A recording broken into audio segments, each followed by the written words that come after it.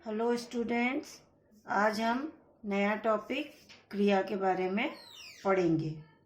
क्रिया क्रिया अर्थात कर्म। कर्म या कार्य करना, कुछ भी कार्य करना, हंसना, रोना, जाना, चलना, पढ़ना, हम जो भी कुछ करते हैं वो सब क्रिया के अंतर्गत आता है।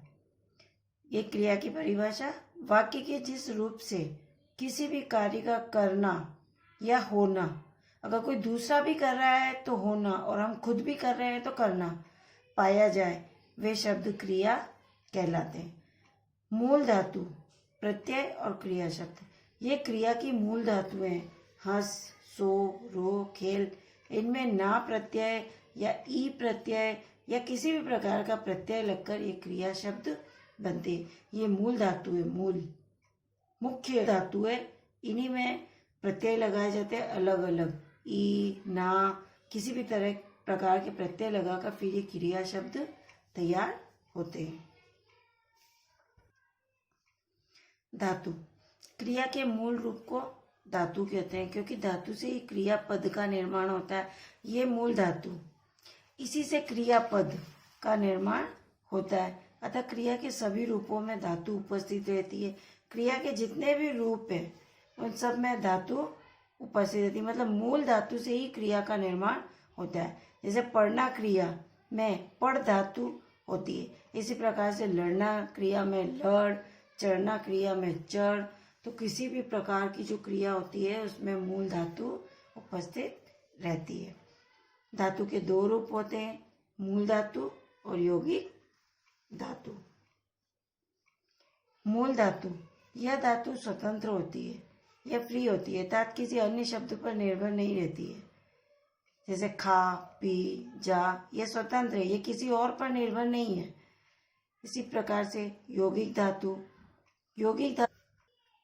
यौगिक धातु मूल धातु में प्रत्यय लगाकर कई धातु को संयुक्त करके अथवा संज्ञा एवं विशेषण में प्रत्यय, मूल धातु, ये मूल धातु में प्रत्यय लगाकर, ये ना प्रत्यय लगाकर कई धातु को संयुक्त करके अथवा संज्ञा एवं विशेषण में प्रत्यय लगाकर बनाई जाती है। यह तीन प्रकार की होती है। प्रेरणार्थक धातु क्रिया, यौगिक क्रिया, दो या दो से अधिक धातुओं के संयोग से यौगिक क्रिया बनती है। जैसे आना। नाम धातु, संज्ञा या विशेषण से बनने वाली धातु को नाम धातु कहते हैं। जैसे सूखा से सुखाना, यहाँ पे सूखा विशेषण है, इससे बना है सुखाना, ये क्रिया बन गई है। थप थप, थप थप सर्वनाम है, इससे थप थपाना, ये क्रिया बन गई है। बात, बात संज्ञा शब्द है, इससे बना है बतियाना, तो ये बतियाना क्रिया बन गई है। क्रिया और धातु के बाद आते हैं क्रिया के भेद। क्रिया के मूल रूप से दो प्रकार के भेद होते हैं, कर्म की दृष्टि से क्रिया के भेद और संरचना की दृष्टि से क्रिया के भेद। इसको आपको सबको फ्लो चार्ट में समझाना है। सकर्मक क्रिया, अकर्मक क्रिया, फिर उसमें भी एक कर्मक, द्विकर्मक, इसी प्रकार से सामान्य क्रिया, नाम धातु क्रिया, ये सारा आपको एक ही पेपर पे फ्लो चार्ट के माध्यम से डिस्क्राइब करना है। अब सबसे पहले हम लेंगे कर्म के आधार पर। कर्म के आधार पर क्रिया दो प्रकार की होती है, ये शायद आपने पिछली क्लासों में भी पढ़ा होगा। सकर्मक क्रिया और अकर्मक क्रिया। जिसमें कर्म हो वो सकर्मक, जिसमें कर्म ना हो वो अकर्मक क्रिया। सकर्मक क्रिया, देखो, जिस क्रिया के साथ कर्म हो या कर्म होने की संभावना भी हो तथा जिस क्रिया का फल कर्म पर पड़ता हो उसे सकर्मक क्रिया कहते हैं। ये इसकी प्रॉपर डेफिनेशन है। वैसे तो जहाँ कर्म होता है वहाँ सकर्मक क्रिया होती है, जहाँ कर्म नहीं होता वहाँ पे अकर्मक क्रिया होती है। जैसे लड़कों ने आम खाए, लड़कों ने क्या खाए? आम खाए। अगर इसका उत्तर हमें मिल रहा है तो यहाँ पे सकर्मक क्रिया हो गई, यहाँ पे आम कर्म। सकर्मक क्रिया के भी तीन भेद है, मतलब उपभेद है।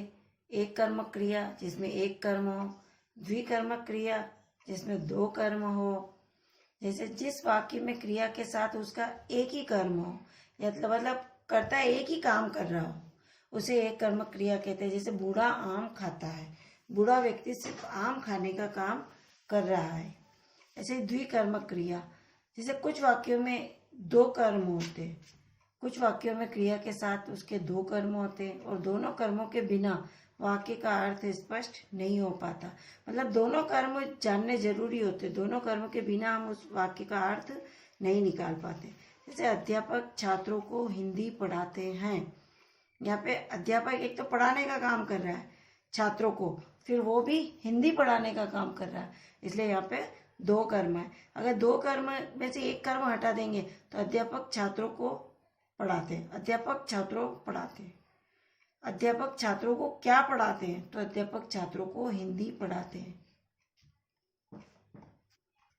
अब आता है आपका अपूर्ण सकर्मक क्रिया, जिन क्रियाओं में कर्म रहते हुए भी अर्थ का पूरा बोध नहीं होता और उन्हें पूरा बनाने के लिए कर्म से संबंध रखने वाले पूरक शब्दों की आवश्यकता होती है, उन्हें अपूर्ण सकर्मक क्रिया कहते हैं। पूरक शब्द यानी उन कर्मों को पूरा करने के लिए साइड में अलग से कुछ शब्द की आवश्यकता होती है, तभी उसका सकर्मक मतलब उसका कर्म आपको नजर आता है। जिस प्रकार अध्यापक छात्रों को मूर्ख समझते हैं, यहाँ पे मूर्ख पूरक शब्द हो गया। अगर मूर्ख को हटा दिया जाए तो अध्यापक छात्रों को समझते हैं, ये वाक्य हमें समझ में तो आ गया है, लेकिन क्या समझते हैं छात्रों को? इंटेलिजेंट समझते हैं या बेवकूफ समझते हैं या कुछ भी नहीं समझते। तो ये मूर्ख यहाँ पे पूरक शब्द लगाने से क्लियर हो गया कि अध्यापक छात्रों को मूर्ख समझते हैं। आज हम क्रिया में क्रिया की परिभाषा पे उसके भेदों में सिर्फ कर्म के आधार पर उसमें भी सकर्मक भेद पढ़ा। अब उसके बाद नेक्स्ट क्लास में हम अकर्मक क्रिया के बारे में और अकर्मक क्रिया के उपभेदों के बारे में पढ़ेंगे और प्रयोग, रचना एवं अन्य आधार पर भी क्रिया के भेद पढ़ेंगे। आज आपने जो भी वर्क पढ़ा है उसको अपनी फेयर कॉपी में नोट करना है।